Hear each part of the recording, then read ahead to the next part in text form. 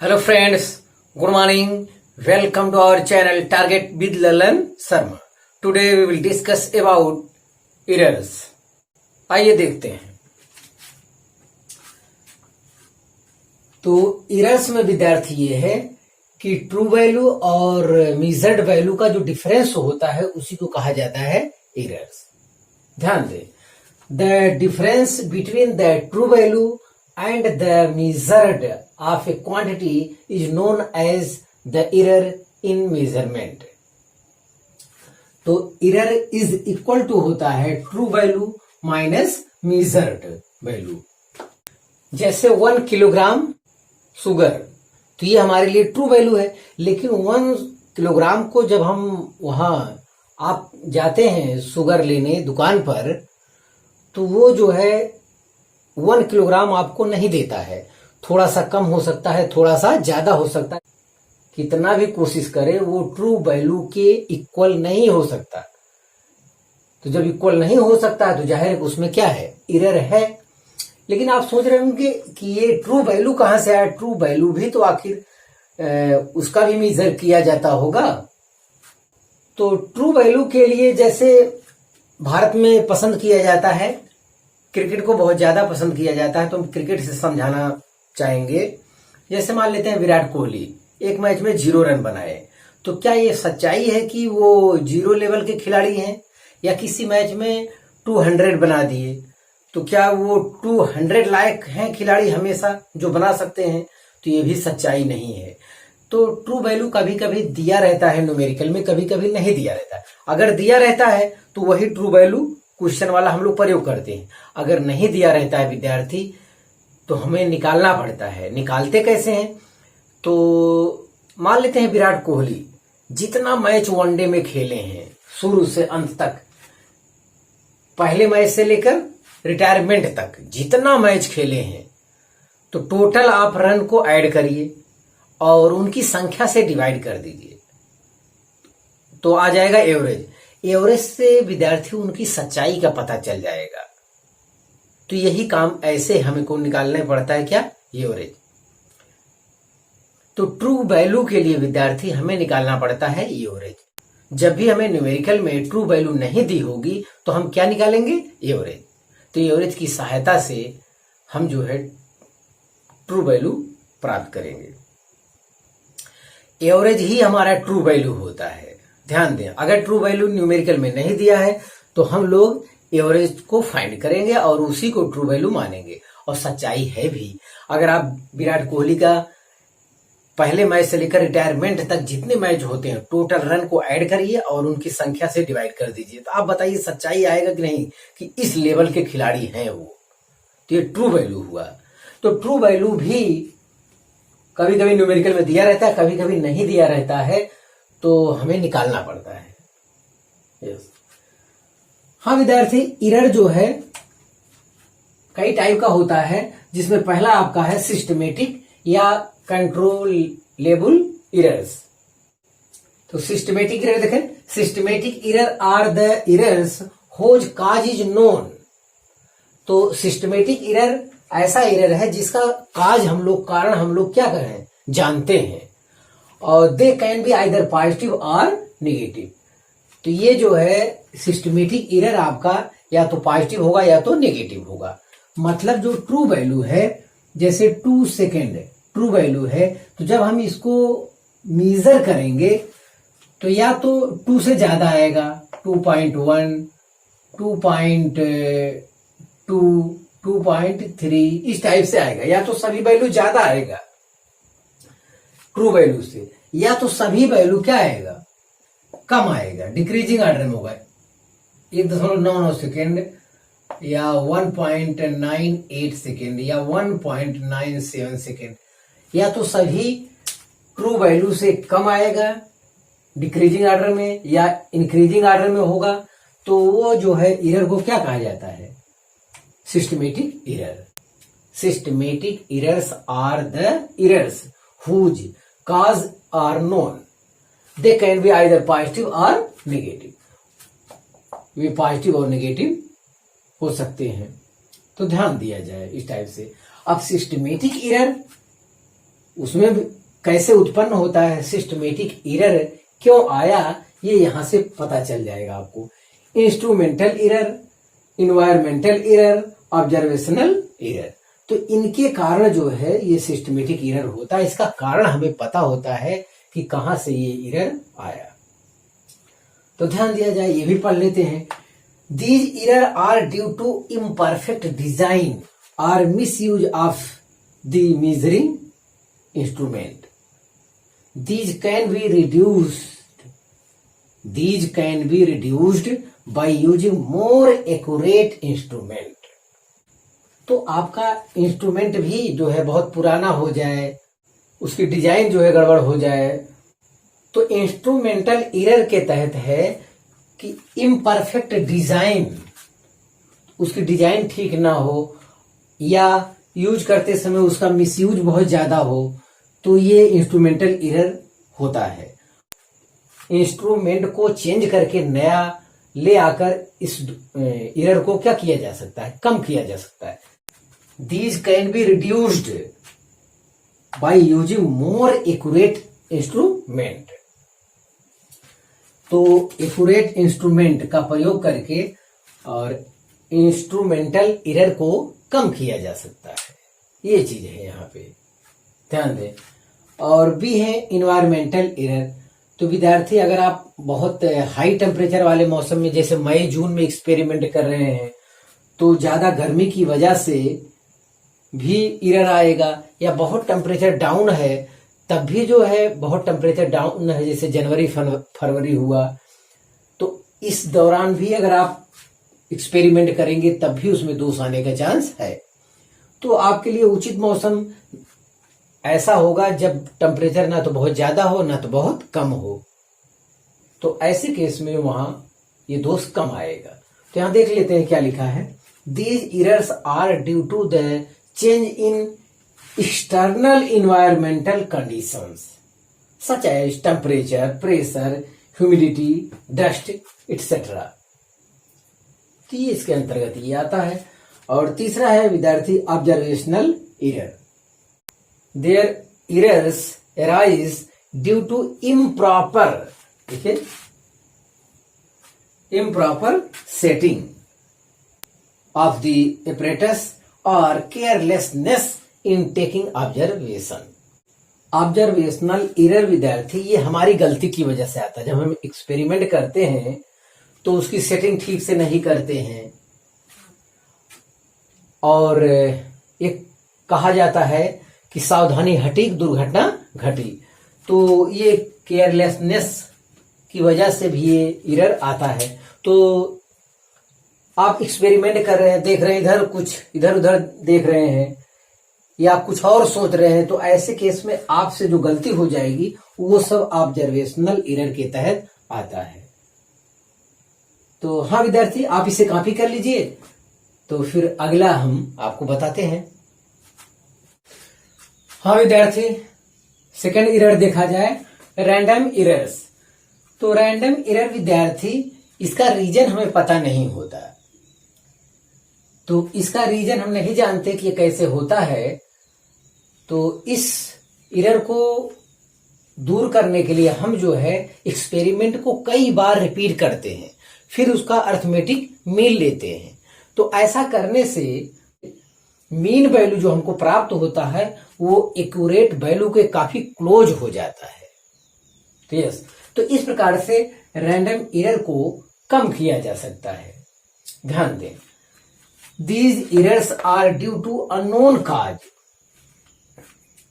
Random errors can be reduced by repeating the observations a large number of times and taking the arithmetic mean of all the observations.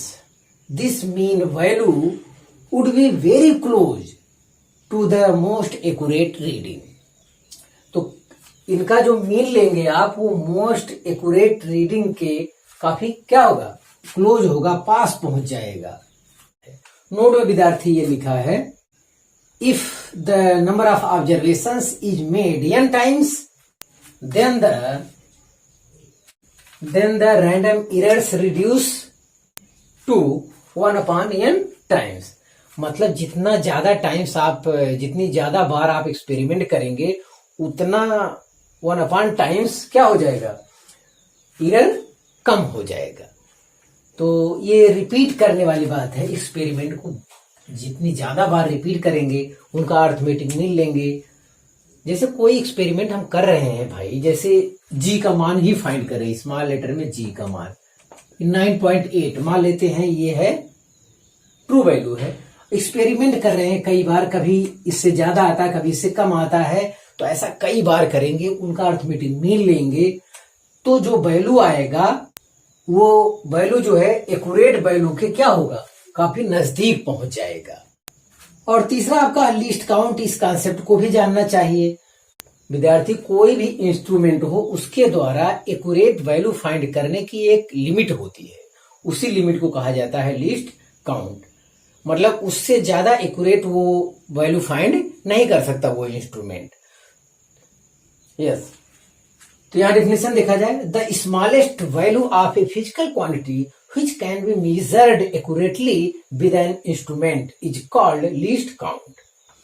जैसे आपकी geometry में simple scale होता है, ध्यान दें यहां देखें, जैसे आपकी ज्योमेट्री में सिंपल स्केल होता है, तो यहां बना रहता है 0, इस टाइप से बना रहता है। हाँ, 0 1 इस टाइप से है, बना रहता है। तो 1 सेंटीमीटर हो गया, फिर आगे इस टाइप से बना रहता है, यहां 2 सेंटीमीटर हो जाएगा। तो जो ये मेजर कर सकता है, सिंपल स्केल जो आपके ज्योमेट्री में होता है, जो ये माप सकता है, मेजर कर सकता है, जैसे 1.2 कर सकता है, 1.3 इस टाइप से कर सकता है। मतलब डेसिमल के बाद एक अंक ही मेजर कर सकता है। तो यहां ये नहीं कह सकते तो 1.21 ऐसा नहीं लिख सकते, ये जो है सिंपल स्केल इसका मेजर नहीं कर पाएगा। तो इसके बाद ये हो सकता है, तो इसका यहां डिफरेंस करेंगे कितना, तो आ रहा है 0.1 सेंटीमीटर, 0.1 सेंटीमीटर। ये देखिए, तो ये 0.1 सेंटीमीटर जो आया, ये इसका क्या हो गया, सिंपल स्केल का लीस्ट काउंट हो गया। एलसी हम लोग शॉर्ट में कहेंगे, लीस्ट काउंट को शॉर्ट में क्या कहेंगे, एलसी। देखिए, least count of simple scale is equal to 0.1 centimetre और 1 मिलीमीटर। ध्यान दिया जाए, ये वाली वैल्यू मेजर नहीं कर सकता। मतलब जैसे 1.2 आप लिए तो 2 यहां हो गया, 1.21 इसके आगे ये मेजर नहीं कर पाएगा, इसके बीच में ये कंफर्म नहीं कर पाएगा कि ये कहां पर है। ये कहने का मतलब है सिंपल स्केल 1.2 यहां कंफर्म हो गया, और 2 और 3 के बीच में जो 1 ये आया है, ये यहां पे मेजर नहीं कर पाएगा। यस, अब अगर ये नहीं कर पाएगा तो इससे अच्छा एक्यूरेट और कौन है, इसके बाद आता है वर्नियर कैलिपर्स, जो इससे अच्छा मेजर करता है। तो vernier callipers, least count of vernier callipers equal to 0.01 centimetre या 0.1 मिलीमीटर। इससे भी क्लोज जो मेजर कर सकता है, इससे भी एक्यूरेट जो मेजर कर सकता है, वो है least count of screw gauge, तो वो है 0.001 सेंटीमीटर या 0.01 मिलीमीटर। तो ये सिंपल स्केल से एक्यूरेट कौन मापता है, वर्नियर कैलिपर्स। वर्नियर कैलिपर्स से भी कौन एक्यूरेट मापता है, स्क्रू गेज। तो ये है यहां पर, तो आप इसे कॉपी कर लीजिए। हाँ विद्यार्थी, अगला हेडिंग देखा जाए, representation of errors. Error can be expressed in the following वे। विद्यार्थी, अब हमको न्यूमेरिकल कैसे हल करना है, उसका फार्मूला समझना है। तो शुरुआत करते हैं। पहला जो पूछा जाएगा आपसे, एब्सोल्यूट एरर। तो एब्सोल्यूट एरर किसे कहते हैं, तो ट्रू वैल्यू और इंडिविजुअल मेजर्ड वैल्यू के डिफरेंस को क्या कहा जाता है, एब्सोल्यूट एरर। ध्यान दें, डिफिनेशन देखें, the difference between the true value and the individual measured value of the quantity is called the absolute error of the measurement. Yes. तो अब देखिए ट्रू वैल्यू कैसे फाइंड करेंगे हम। अब ट्रू वैल्यू न्यूमेरिकल में दिया है या नहीं दिया है ये देखना। अगर ट्रू वैल्यू दिया है तो कोई बात नहीं है, तब तो ठीक है, और अगर नहीं दिया तो हमें निकालना पड़ता है। इससे पहले अभी बताए हैं कि ट्रू वैल्यू फाइंड करने के लिए एवरेज लेना पड़ता है, और एवरेज कहिए या अर्थमेटिक मीन कहिए एक ही बात है।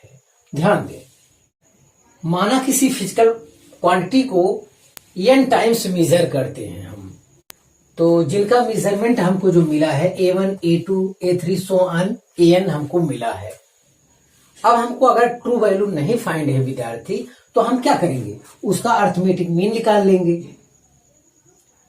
अर्थमेटिक मीन जो आपने एक्सपेरिमेंट किया है इंडिविजुअल अलग अलग n टाइम्स हमने किया है, तो उनका क्या कर लेंगे, अर्थमेटिक मीन निकाल लेंगे। तो अर्थमेटिक मीन ही अगर ट्रू वैल्यू नहीं दिया है तो ये हमारे लिए क्या हो जाएगा, ट्रू वैल्यू हो जाएगा। ध्यान दें, if the true value of the quantity is not given then mean value AM can be taken as the true value. मतलब ये जो है ट्रू वैल्यू के स्थान पर आप लेंगे। Then the absolute error in the individual measured value are.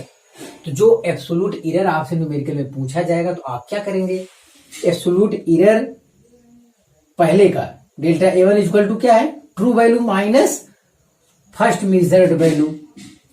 फिर एब्सोल्यूट एरर दूसरे का देखें, true value minus second measured value. ये इस टाइप से आगे घटाया चला जाएगा। तो यही हमारा क्या है, एब्सोल्यूट एरर। जब भी आपसे एब्सोल्यूट एरर पूछा जाएगा विद्यार्थी, तो ये ही है एब्सोल्यूट एरर। ट्रू वैल्यू में से क्या करते हैं, मेजर्ड वैल्यू को क्या करते हैं, डिफरेंस करते हैं, घटाते हैं हम लोग। ध्यान दें, दोबारा डिफिनेशन क्लियर किया जाए। जो हम वर्क को जो डिफिनेशन में कहा गया है वही यहाँ पे किया गया है। हाँ, ट्रू वैल्यू अगर नहीं फाइंड रहता हमको तो हम उसका अर्थमेटिक मीन निकालते हैं। जो एक्सपेरिमेंट करने पर या जो मेजर्ड करने पर कई वैल्यू दिया हुआ है उसका क्या निकालेंगे, अर्थमेटिक मीन निकालेंगे। वही हमारे लिए क्या हो जाएगा, ट्रू वैल्यू हो जाएगा। डिफिनेशन दोबारा क्लियर करें इससे। The difference between the true value and the individual measured value of the quantity is called the absolute error of the measurement। तो यही चीज विद्यार्थी डिफिनेशन में यहाँ पे कहा गया है। हाँ, AM अगर नहीं फाइंड है तो आपको बताया गया है अर्थमेटिक मीन आपको निकालना होगा। तो आप इसे कॉपी कर लीजिए। हाँ विद्यार्थी, देखा जाए आगे एब्सोल्यूट एरर के बाद जो दूसरा हमसे पूछा जा सकता है, मीन एब्सोल्यूट एरर। तो मीन एब्सोल्यूट एरर क्या है, it is the arithmetic mean of the magnitudes of absolute error in all the measurements of the quantity. तो जो हम लोग एब्सोल्यूट एरर फाइंड किए विद्यार्थी, उसमें AM माइनस A1 की हो सकता है पॉजिटिव आए, हो सकता है निगेटिव आए, सब वैल्यू कोई पॉजिटिव आए कोई निगेटिव आएगा, कुछ भी आएगा। तो मीन एब्सोल्यूट एरर को डेल्टा AM से आप रिप्रेजेंट करेंगे या डेल्टा A बार से रिप्रेजेंट करेंगे। तो ये सब वैल्यू जो आएगा यहाँ पे एब्सोल्यूट एरर, उसका वो मैग्नीट्यूड लेंगे, केवल हम मॉड लगाएंगे। हाँ, mod delta A1 mod delta A2 इस टाइप से लिखेंगे अपॉन n। तो n से डिवाइड करेंगे, तो यही हमारा आ जाएगा मीन एब्सोल्यूट एरर। न्यूमेरिकल हल करते समय ध्यान दिया जाए। हाँ, इसको इस लैंग्वेज में भी लिखा जा सकता है, 1/n बाहर कर लिया। ये बड़ा सिग्मा लगाते हैं जो कि सम को रिप्रेजेंट करता है। यस, तो I इक्वल टू 1 से लेके कहां तक, n तक, मतलब 1 से लेके n तक का ये वैल्यू लिखा है, इसी को इस लैंग्वेज में लिखा गया है। तो ये डेल्टा AI लिखा, I मतलब 1 रखेंगे तो पहला वाला मिलेगा, 2 रखेंगे तो ये मिलेगा, 3 रखेंगे तो ये मिलेगा, और n रखेंगे तो लास्ट वाला मिलेगा। जो रखेंगे आपको मिलता जाएगा। मतलब I की वैल्यू 1 से लेकर कहां तक है, n तक। अब न्यूमेरिकल में इसका प्रयोग नहीं करना है, लेकिन सिंबल वगैरह जानकारी में रहेगा। तो ऑप्शन वाले सवाल में आप हो सकता है ये फार्मूला ही दे दे, तो आप नहीं देखे रहेंगे तो टिक कैसे लगाएंगे। तो ये चीज ध्यान देना है। हाँ, आगे देख लिया जाए, थोड़ा कॉन्सेप्ट और है। So if the measured value of A quantity B A ये मेजर्ड वैल्यू है, and the error in measurement B delta A, then the true value equal to A plus minus delta A. इसको भी आपको जानना चाहिए, ध्यान दें। तो ये मेजर्ड वैल्यू है आपका, और उसमें एरर आपको पता है अगर, तो ट्रू वैल्यू आप फाइंड कर सकते हैं ए प्लस माइनस डेल्टा ए। तो आप इसे कॉपी कर लीजिए, फिर अगला स्टेप देखते हैं। हाँ विद्यार्थी, आगे का स्टेप देखा जाए। रिलेटिव और फ्रैक्शनल एरर, रिलेटिव और fractional error is equal to mean absolute error upon mean value और ट्रू वैल्यू, ये होना चाहिए। मीन एब्सोल्यूट एरर हम लोग निकाल चुके हैं, delta A M upon A M, mean value कहिए या ट्रू वैल्यू कहिए, ये या ये भी लिखा रहता है, हो सकता है कि मीन एब्सोल्यूट एरर को डेल्टा ए बार से रिप्रेजेंट करें, तो मीन वैल्यू या ट्रू वैल्यू को ए से रिप्रेजेंट करेंगे, ऐसा भी हो सकता है। तो सिंबल एक प्रॉब्लम नहीं, आपको ये मतलब जानना होगा। इसका डेफिनेशन देख लिया जाए। It is defined as the ratio of the mean absolute error to the true value of the quantity measured.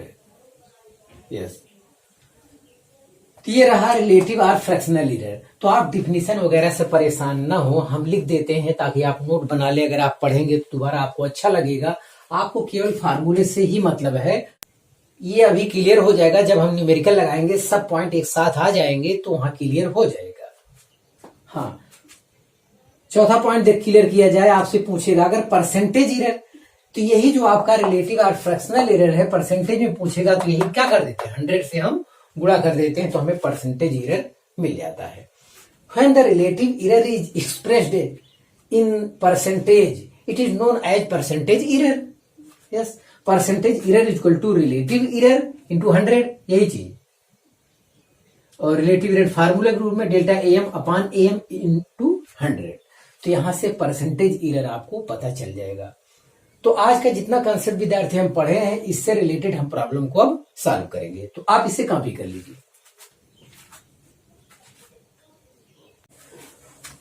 हाँ विद्यार्थी, इस कंसेप्ट पर न्यूमेरिकल देखा जाए, जिसका सलूशन हम कर चुके हैं टाइम बचाने के लिए।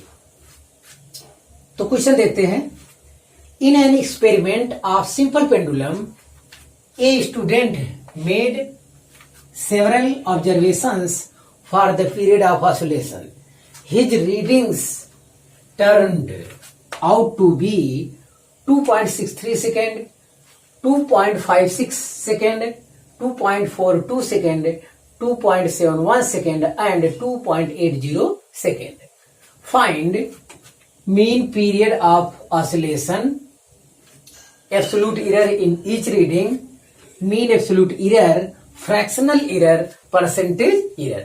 तो सभी पॉइंट को यहाँ पे पूछ लिया गया जो अभी हम लोग पढ़े हैं। तो पहला हमारा पूछ रहा है mean period of oscillation. Mean period मतलब एवरेज पूछ रहा है ये, या इसे ये भी कह सकते हैं most accurate value of time period. Mean period of oscillation कहा जाए या most accurate value of time period, मतलब एवरेज लेना है। जो आपका आया है ये रीडिंग, उसका एवरेज लेना है। तो टीएम इक्वल टू, सबको ऐड कर लिए विद्यार्थी, और कितना टर्म है 5, 1 2 3 4 5, तो 5 से डिवाइड कर दिए। 5 से जब डिवाइड करते हैं तो ये आता है आपका, 5 से डिवाइड करने के बाद आया 2.624 सेकेंड। डेसिमल के बाद सब में 2 डिजिट है, तो हमारे आंसर में भी डेसिमल के बाद 2 डिजिट होना चाहिए। तो ये वैल्यू जो है 5 से कम है तो हम इसे छोड़ देंगे, तो यही हमारा आंसर हो जाएगा। तो पहला आया मीन पीरियड ऑफ ऑसिलेशन, या कहिए most accurate value of time period. हाँ, तो पहला ये पूछा था। दूसरा absolute error in each reading.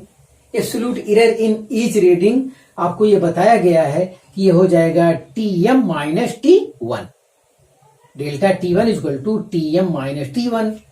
तो 1 2 3 करके सब ये घटाना है। यस, तो यहाँ पे सब ये टीएम वाली वैल्यू रखा गया है, और ये जो आपका ये रीडिंग जो आया ये यहाँ रखा गया, सबको घटाया गया, तो घटाने के बाद ये वैल्यू आई। तो यही हमारे लिए क्या है, देखिए absolute error in each reading. इतना लिखने के बाद यही चीज आपको करना है। यस। अब उसके बाद तीसरे नंबर पर पूछ रहा है mean absolute error. Mean absolute error. अब इसका क्या लेना है, मॉड में करके मीन लेना है। तो ये आ गया मीन एब्सोल्यूट एरर। तो हर पॉजिटिव वैल्यू को यहां लेते हैं, आपको ख्याल आएगा mod delta T1 plus mod delta T2 plus mod delta T3 plus mod delta T4 plus mod delta T5 upon 5, ये फार्मूला होगा। तो मतलब जो सब्ट्रैक्ट करने के बाद जो वैल्यू आई है यहां सब पॉजिटिव लेंगे, अपॉन 5 से डिवाइड कर देंगे। 5 से डिवाइड किए तो ये आया, ऐड करने के बाद 5 से डिवाइड किए तो ये आया। यहां पे फिर देखिए, यहां पे देखिए 8, ये 5 से ज्यादा है तो इसको यहां लिख देंगे, तो 0.11 सेकेंड आया। तो राउंड ऑफ 2 डेसिमल डिजिट तक करिए, क्योंकि सब वैल्यू डेसिमल के बाद कितना 2 ही है, क्योंकि सब वैल्यू डेसिमल के बाद 2 डिजिट तक है। यस। चौथा देखा जाए, चौथा कह रहा है fractional error. Fractional error delta TM जो कि हमारा ये आया है अपॉन TM मतलब ये जो वैल्यू आया है, इसको डिवाइड करते हैं तो हमारा ये आता है। हाँ, इसमें देखिए सब आसान लग रहा है, लेकिन कैलकुलेशन पॉइंट ऑफ व्यू इतना ज्यादा एक साथ नहीं पूछा जा सकता ऑप्शन में। अगर सब एक साथ पूछेगा तो कैलकुलेशन बहुत ज्यादा हो जाएगा। तो इसमें कोई एक चीज पूछेगा जो कि आपका आसानी से हो जाए ऑप्शन वाले सवाल के लिए। यस। हाँ, तो ये तो कहने में बड़ा आसान लगे, इतने में इससे डिवाइड करिए तो इतना आएगा, लेकिन करने पर बहुत दिक्कत होगी। हाँ, ध्यान दें। बहरहाल इतना आया। ये देखिए डेसिमल के बाद देखिए यहाँ पे ये है, और डेसिमल के बाद राउंड ऑफ करने पर हमें 2 डिजिट तक चाहिए। हाँ, तो सब में डेसिमल के बाद 2 डिजिट है, तो यहां भी 2 डिजिट तक राउंड ऑफ करेंगे हम इसे। तो ये 1 जो है ये 5 से कम है तो छोड़ देंगे इतना, बस यही हमारा आंसर हो जाएगा। तो ये रेशियो है, तो यहां इसका कोई यूनिट नहीं लिया जाएगा। हाँ, लास्ट देखा जाए परसेंटेज एरर। परसेंटेज एरर यही हमारा आया है, इसी में 100 से गुणा कर देना। तो ये कितना है 0.04 इंटू 100, तो कितना आएगा 4%। हाँ विद्यार्थी, अगर पूछा गया होता टाइम पीरियड की ट्रू वैल्यू ज्ञात कीजिए, तो true value equal to TM plus delta TM। तो TM आपका ये आया है और डेल्टा TM भी आपका ये आया है, तो ऐड कर देंगे तो टाइम पीरियड की ट्रू वैल्यू आ जाएगा। बहरहाल ये चीज हमसे पूछा नहीं है न्यूमेरिकल में। तो हाँ विद्यार्थी, आप इसे कॉपी कर लीजिए। आज बस इतना ही। आप मेहनत से पढ़ाई करते रहें। All the very best.